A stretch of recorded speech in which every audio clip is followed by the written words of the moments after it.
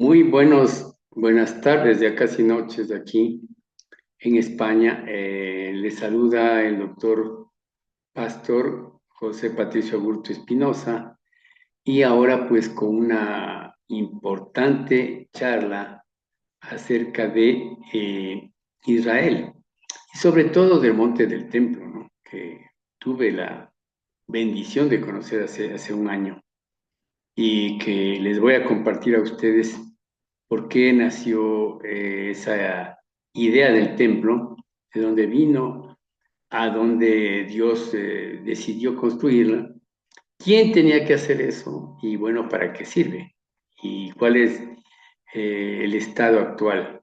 Por eso le vamos a dividir en dos partes a esta charla, que es un poquito larga. La primera parte acerca de un poco de la historia y de todo acerca del templo. Y la segunda, pues ya las implicaciones espirituales que esto tiene y la connotación importante a nivel de geopolítico inclusive y sobre todo a nivel espiritual. Y para esto vamos a ver si les compartimos la pantalla y vamos a ver qué tenemos acá. Eso. Bien. Aquí tenemos nosotros la pantalla y vamos a compartirles con ustedes el monte del templo, la primera parte, ¿no? Por supuesto, la primera parte. Bien, entonces,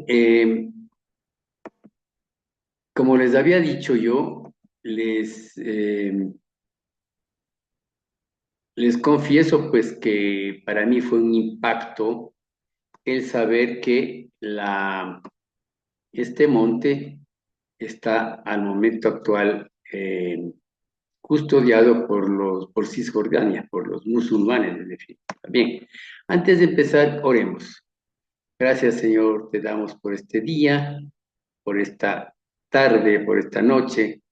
Nosotros esperamos tu venida, Señor, ese gran día en que pondrás tus pies en el monte de los olivos y entrarás por la puerta oriental. Anhelamos, Señor, tu salvación para el pueblo de Israel, porque nosotros ya somos salvos, y tu redención para ese pueblo. Mientras llega ese día, Señor, estamos preparados nosotros para recibirte como una novia digna de ti en el arrebatamiento y luego el regreso en tu segunda venida como tu esposa. Gracias, Señor, estamos esperando el sonido del shofar y por eso, pues, Señor, ya sabemos que las señales de los últimos tiempos se acercan. Hoy te pedimos por este pueblo judío, el cual ha sido, es y sigue siendo perseguido a lo largo de la historia. Guárdalos de sus enemigos como los he hecho hasta hoy y guárdale como nos guardas a nosotros, como tu bien más preciado, como la niña de tus ojos. Abre sus ojos, Señor, los ojos del pueblo de Israel para que te reconozcan como su Mesías. Señor, estamos orando por Israel y por la paz de Jerusalén. También por todos nuestros hermanos cristianos en todo el mundo que están siendo perseguidos, sobre todo en Nigeria, Señor. Guárdales y no les desampares en el día de su angustia. Por nuestra familia cercana y lejana, tenemos familias en otros países, en Ecuador, en Estados Unidos, en Australia, en muchos otros países, y te pedimos por su bienestar, por su salud y por su vida. Oye nuestro amor, clamor, Señor, y el resto de esta prédica la dejamos en tus benditas manos. En el nombre de Jesús hemos orado. Amén y amén. Bien. Les decía que uno de los íconos, y esta es una foto mía, por supuesto, perdón, es una foto mía, que es la cúpula dorada. Esa cúpula dorada se ubica en el denominado Monte del Templo o Explanada de las Mezquitas, territorio que, como les había dicho al comienzo, está dominado actualmente por los palestinos de Cisjordania.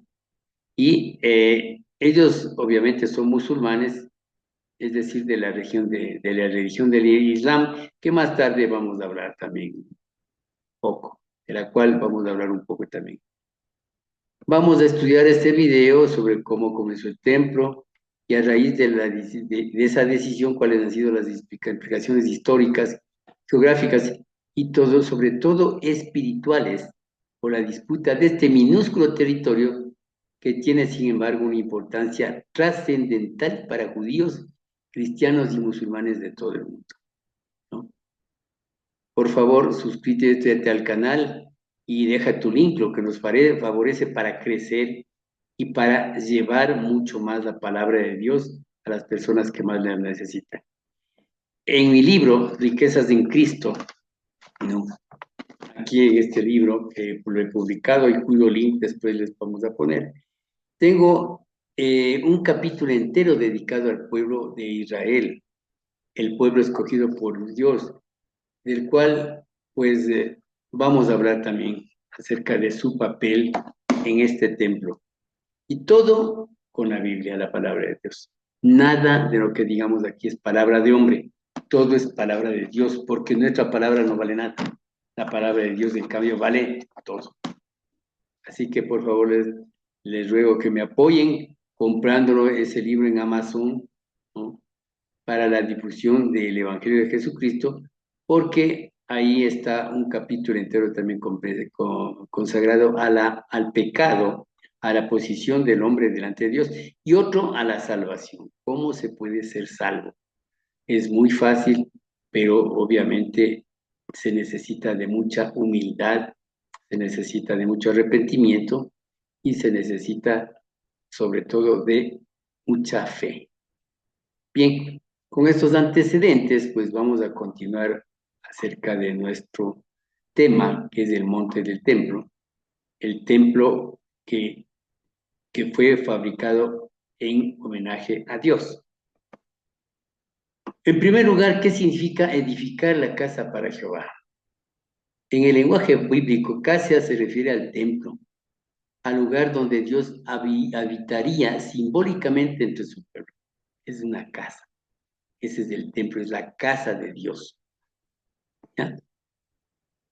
Aunque Dios no la construyó con sus propias manos, Dios escoge el lugar, como vamos a ver más luego, designa quién debe construirla y promete habitar en ella. Tres cosas de él hace: escoger el lugar, designar a quién debe construirla, no debería ser cualquier persona, y él promete habitar en esa casa que le van a construir. Ya desde antes Dios quería una casa, ya desde antes quería un altar cuando el pueblo judío llegue a la tierra prometida. ¿Ya? En muchas partes del Antiguo Testamento, sobre todo en Deuteronomio, Dios dice que se le hará una casa, que tiene que edificarse de una casa. Por ejemplo, una sola les voy a poner, Deuteronomio 27:5. Y edificarás allí un altar a Jehová, tu Dios, altar de piedras, no alzarás sobre ellas instrumento de hierro. Se refiere a la tierra prometida. Y edificarás futuro allí, porque ellos en ese momento estaban en el desierto, no habían entrado a la tierra prometida. Pero cuando lleguen, Dios les hace prometer, o les ordena, mejor dicho, que construyan un altar. Un altar, pues que obviamente es la sombra de su casa, es la antesala, digamos, de su casa, que será el templo de Jerusalén, el templo de Dios. Bien, ahora, el lugar. ¿Cuál es el lugar? Tenemos varias pistas, ¿no? Esta es otra foto, ¿no? Desde otro ángulo, desde el ángulo occidental. Algunas pistas que la Biblia misma nos ha dado del lugar escogido por Dios, su casa. Y vamos a ir a Génesis 22, del 1 al 2. ¿Qué dice ahí? Génesis 22, del 1 al 2 dice: aconteció después de estas cosas que probó Dios a Abraham y le dijo: Abraham, y él respondió: heme aquí, y dijo: toma ahora tu hijo, tu único Isaac, a quien amas, y vete a tierra de Moriah, y ofrécelo allí en holocausto sobre uno de los montes que yo te diré. El monte Moriah, o monte de Sión, que se llama actualmente, que Sión es otra denominación de Jerusalén, que antes se llamaba Jebús, por cierto. Entonces ya vamos a ver por qué les anticipo esto que antes se llamaba Jebús, Jerusalén. Este monte Moriah es el lugar más alto de Jerusalén. a donde yo subí, obviamente. Yo caminé desde Jaffa, desde la puerta de Jaffa, en la calle de Jaffa, que quedaba justamente mi hotel, y ahí caminé hasta la puerta de Jaffa y me metí por la puerta de Jaffa y caminé bastantísimo hasta llegar algunos kilómetros a, al Monte Moriah, al Monte del Templo. A los pies está el Muro de los Lamentos, del que también vamos a hablar un momentito. Este es el sitio, Monte Moriah, donde se teoriza, y esa es mi teoría también, que la expongo en mi futuro libro sobre Israel que estoy escribiendo, que se va a llamar Israel terrenal y celestial. En ese sitio yo lanzo la teoría de que estaba ahí el huerto del Edén. En mi anterior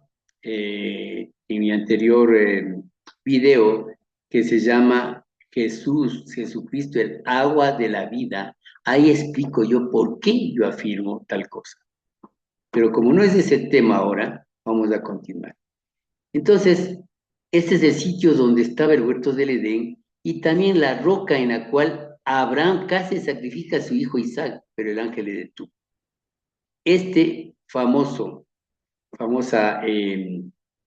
cúpula dorada también se llama la cúpula de la roca, porque adentro lo único que hay es una roca, nada más. En esa roca, ¿no? Se supone que fue creado la vida humana, Adán y Eva, y también donde Abraham casi sacrifica a su hijo Isaac. Pero el ángel le detuvo. Dios estaba solo probando la fe y la obediencia de Abraham.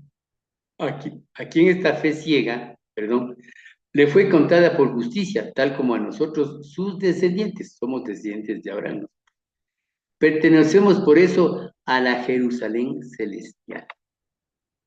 Nosotros somos todos los salvos, los cristianos salvos, los los de la fe, los hijos de Abraham, todos nosotros tenemos la ciudadanía en los cielos, en la Jerusalén celestial, que en el futuro bajará y se fundirá con la Jerusalén terrenal.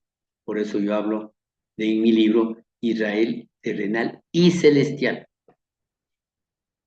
Entonces Isaac es poquito explicándoles del asunto, fue la sombra o un símbolo de Jesucristo. ¿Por qué? Porque a Isaac le vemos, ¿no? Caminando por esas calles de Jerusalén, o las mismas que anduvo Jesucristo. Yo hice, pues, esa travesía que hizo Jesucristo desde que fue condenado en el pretorio romano hasta que él resucitó de los muertos. Son 14 estaciones y eso es lo que se llama la Vía Dolorosa. Yo hice eso unas 3 veces por lo menos en mi estadía en Jerusalén. Y por esas mismas calles, no se olviden que Jesucristo cargó una cruz de madera, por esas mismas calles, Abraham le puso en la espalda la madera con la que iba a hacer el sacrificio en el monte Moriah, le puso la madera en la espalda de Isaac. Isaac era el único hijo de Abraham, el hijo de la promesa. Había otro, obviamente, ya sabemos, ¿no? El primer hijo con Agar, el hijo de la esclavitud, Ismael, pero ese no cuenta para Dios, porque tenía que ser el hijo de la promesa, Isaac. El único hijo iba a sacrificar a Abraham, a Dios. ¿Por qué? Porque Dios le dice, tú dame a tu hijo ahora, y yo te daré el mío más tarde, el unigénito también, el único, Jesucristo. Entonces nosotros somos herederos de esa bendición de Abraham, de Jesucristo.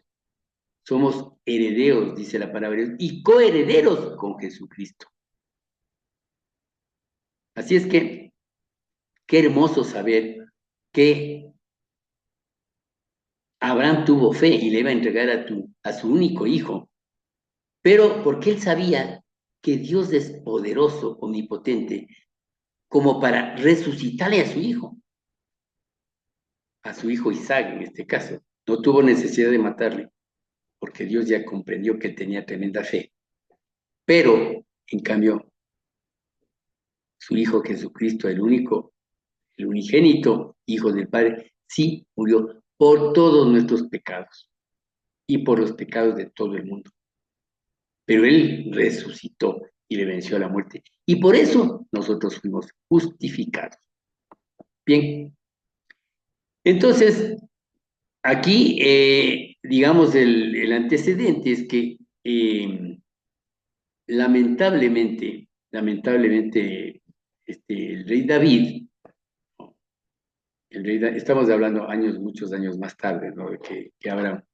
El rey David, el segundo rey de Israel, porque el primero ya sabemos que fue Saúl, y luego después de David vino Salomón. Pero el rey David tuvo muchos pecados, pese al que tenía el corazón alineado al de Dios, él tuvo muchos pecados. Adulterio con Betsabé, crimen a su esposo, ¿no? Urías hitita, y luego después no confió en Dios. Él, sin consultarle a Dios, hizo un censo para ver cuántos soldados tenía y con cuántos podía contar. Eso a Dios no le importaba. Había sido un soldado, dos, tres, cuatro, cinco. Dios siempre iba a darle la victoria. Pero entonces, por eso Dios le castigó. Mandó un ángel a destruir a la gente. Y hubo una peste tremenda en Jerusalén. Y por eso es que dice en la palabra de Dios, en Primera de Crónicas, ¿no? En Primera de Crónicas, 21, del 15 al 27, lo siguiente. Y envió Jehová al ángel a Jerusalén para destruirla. Pero cuando él estaba destruyendo, miró a Jehová y se arrepintió de aquel mal. Y dijo al ángel que destruía, basta ya, detén tu mano. El ángel de Jehová estaba junto a la era de Ornán Jebuseo. Yo les dije que antes la ciudad de Jerusalén se llamaba Jebús. Por eso, quienes eran de Jebús, de Jerusalén, se llamaban Jebuseos. A Ornán Jebuseo, una era donde se trilla el trigo, es decir, el trigo se le pone en un sitio redondo, ¿no? Ahí va dando la vuelta amarrado un asno, un buey, algún animal, un caballo, ¿no? Y arrastra una piedra gigantesca, una piedra bien grande, que va moliendo el trigo y va separando la hojarasca del trigo, propiamente de la semilla. Entonces, la hojarasca es llevada por el viento, se separa y queda pues del trigo ya, el grano de trigo para moler, hacer harina y pan, etc.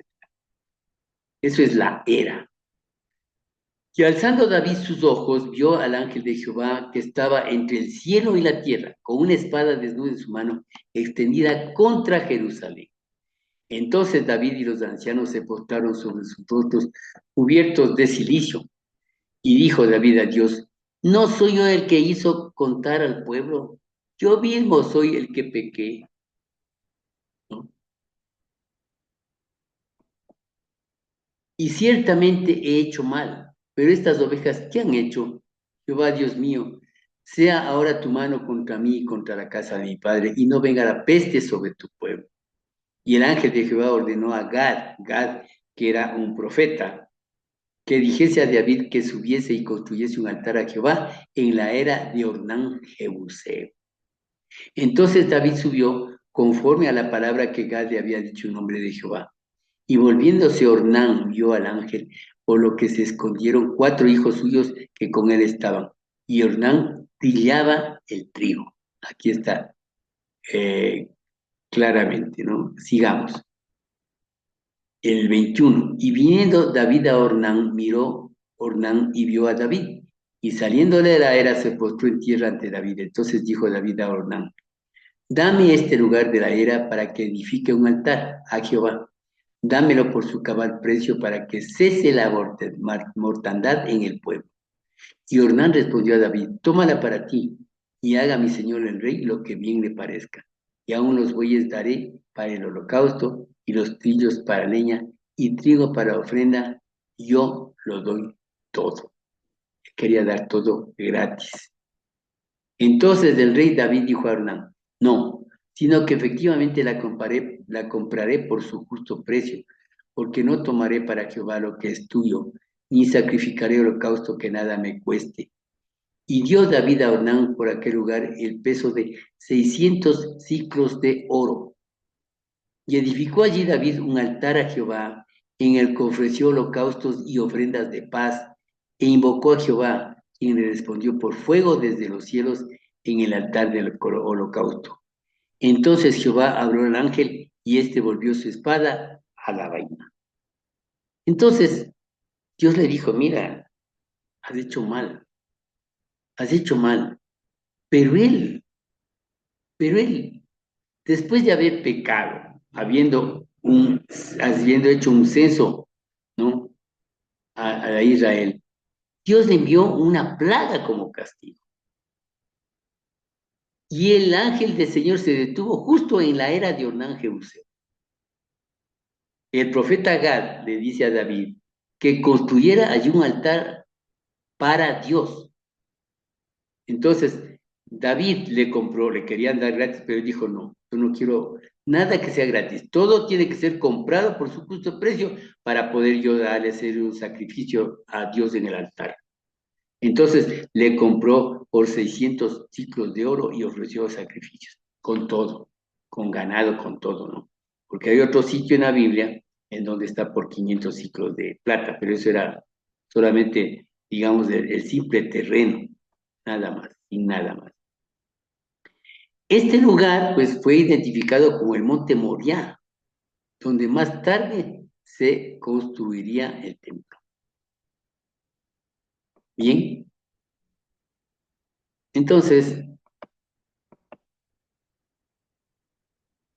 este lugar, que es la era de Onán, queda al norte de la ciudad vieja de Jerusalén, en el Monte Moriah, justo donde es ahora el Monte del Templo o explanada de las mezquitas. Es decir, que ese templo que fue construido en homenaje a Dios, ahora los musulmanes dicen que no, que David era musulmán y que Salomón también, y que por eso ahí construyeron ellos no una, la casa de Dios, no un templo, sino una mezquita. Entonces, eso es imposible. Eso es imposible. Históricamente imposible. Políticamente imposible. ¿No? Geográficamente imposible. Ya vamos a ver que más tarde, a la muerte de Mahoma, que fue el iniciador prácticamente esta, de esta religión, de esta secta el, de musulmanes o el Islam, hay, surgieron muchas tradiciones, aparte del Corán, que tiene sus suras ahí, cada una sura, ¿no? Digamos que es un capítulo y cada una de esas tiene versículos. Aparte de eso, también hay ciertos escritos de Mahoma, que le consideran también como sagrados, y otros más, que son ya las tradiciones. Y en las tradiciones ellos se basan para afirmar que Jerusalén es el sitio sagrado de ellos. Cuando sabemos que el sitio sagrado primero fue el templo de Jerusalén, construido en honor y como casa de Dios, para que Él reine ahí, para que Él esté con su pueblo y para que Él sea honrado y glorificado ahí, y para que los judíos puedan ahí pues hacer su continuo sacrificio. Hoy hasta aquí, oremos juntos. Gracias te damos, Señor, por haber comprendido entonces dónde fue el monte del templo. La próxima veremos quién fue el designado para construirla, qué pasó después con ese monte del templo, por qué se ha hecho tan difícil, tan comprometido ese conflicto que hay entre musulmanes, judíos y aún cristianos por el monte del templo. Gracias, Señor, te agradecemos mucho. En el nombre de Jesús hemos orado. Amén y amén.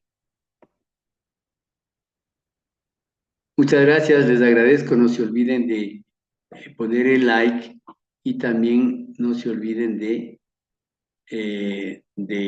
comprar el libro, cuyo link les voy a dejar acá abajo en el primer comentario. Muchas gracias. Que Dios les bendiga.